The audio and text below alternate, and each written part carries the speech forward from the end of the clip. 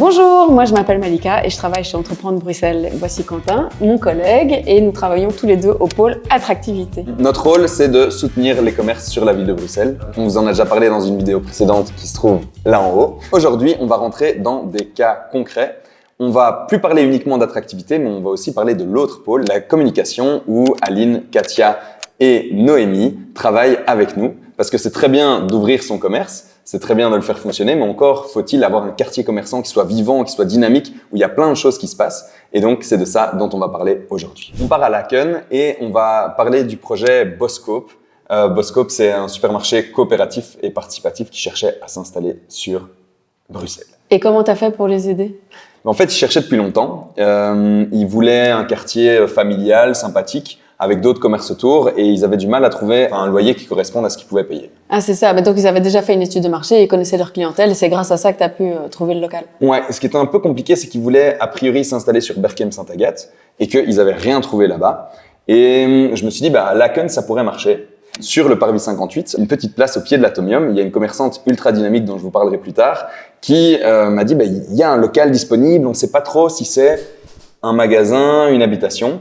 Et c'est là qu'on a pu faire les vérifications urbanistiques. On s'est rendu compte que ça pouvait être un commerce. Et donc, ce qui était intéressant, c'est que le loyer était pas très cher, que l'endroit était parfaitement situé, et pour eux, ça marchait complètement. Et du coup, ils ont ouvert et ça tourne. Ça tourne, ouais, ils sont bien installés. Ils ont eu des petits travaux à faire et tout ça, mais il y avait finalement, au niveau urbanistique, pas grand-chose à faire parce qu'ils ont installé un commerce de détail dans un local qui avait une affectation commerce de détail. Donc dans ces cas-là, c'est le plus facile, c'est ce qu'on aime. Je vais vous parler d'une commerçante particulièrement dynamique et là, il faut absolument que je vous en dise plus. Géralda De Vos s'est installée sur le parvis 58 et en fait, c'est elle et le comité d'habitants qui dynamisent à fond cette petite place. Donc on est au pied de l'Atomium à Bruxelles, sur une place qui s'appelle la place Saint-Lambert. Et elle a repris un vieux café, un vieux Bruin café. Elle y a installé une ambiance typiquement bruxelloise, super sympathique. Donc là aussi, avec elle, on a travaillé sur les questions d'urbanisme et on travaille sur l'animation du quartier commerçant. Et donc là, je vais laisser Noémie nous en dire plus sur ce qu'ils ont fait au niveau de la communication. Alors oui, effectivement, Quentin, Géralda est hyper dynamique. Elle nous a contactés très rapidement parce qu'elle voulait organiser une braderie brocante sur le parvis 58 en septembre. Du coup, on a mis à sa disposition un prestataire qui l'a aidé à organiser cette braderie. Donc, localiser les emplacements, trouver les personnes qui se sont installées pendant cette braderie. Et en plus de ça, on s'est occupé de la communication. Donc, on a fait tous les flyers, les affiches et on a communiqué également sur les réseaux sociaux pour la braderie du parvis 58. Merci Noémie. Ah, à moi. Moi, je vais vous parler d'un commerçant qui s'appelle Forcado, qui sont des pastéis de nata. Délicieux. Oui, on aime bien, on aime beaucoup. Ils en ont pas qu'un, comme tu sais, ils en ont plusieurs et ils ont décidé de s'implanter dans le quartier d'Ansart. Et c'était un peu un pari parce qu'il n'y a pas beaucoup de commerce de bouche à ce niveau-là. Et on les a aidés pour les questions urbanistiques. Est-ce qu'ils avaient besoin d'une autre aide ? On les a aidés à préparer le dossier pour le comité d'avis et eux, ils devaient transformer un commerce de détail en... l'affectation, c'est snack, mais bon, Forcado, c'est bien plus qu'un snack.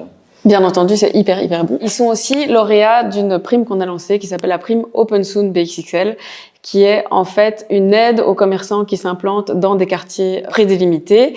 Et il fallait, sur base de dossier, être étudié par un jury et pouvoir bénéficier de cette prime. Et Forcado a bénéficié d'une prime d'un montant de 11 424 €, ce qui n'est pas rien pour pouvoir lancer son commerce. Et ce qui est trop chouette aussi, c'est que nos collègues de la communication ont eu la bonne idée de faire un communiqué de presse sur Forcado, mais sur d'autres enseignes. Et notre collègue Katia va vous en dire plus. Pour Forcado, on n'a fait qu'un seul communiqué de presse et ça a été incroyable. On a pris l'option pour présenter Forcado à la presse, mais pas en tant que nouveau commerce uniquement, mais on l'a présenté dans le contexte de la dynamisation du nouveau quartier qui est assez émergent, du bout de Dansart, côté canal. Il y a environ une quinzaine de bars, restaurants, concept stores qui se sont installés depuis les dernières années et encore cette année. Et c'est dans cet angle-là qu'on a installé la naissance de Forcado. Ce communiqué a eu un succès fou. Environ 500 articles de presse sont parus dans toute la presse nationale et même dans le New York Times.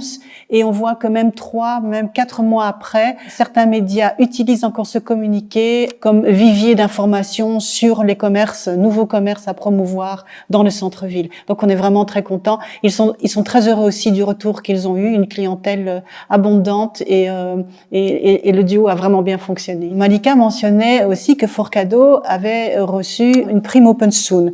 Il le mérite effectivement. Cette prime est octroyée sur base de décision d'un jury de professionnels. Nous, ce qu'on fait, nous faisons la promotion de ce label Open Soon.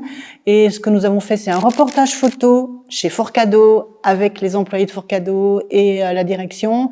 On a fait un publi rédactionnel pour présenter cette prime et également on a communiqué via les réseaux sociaux.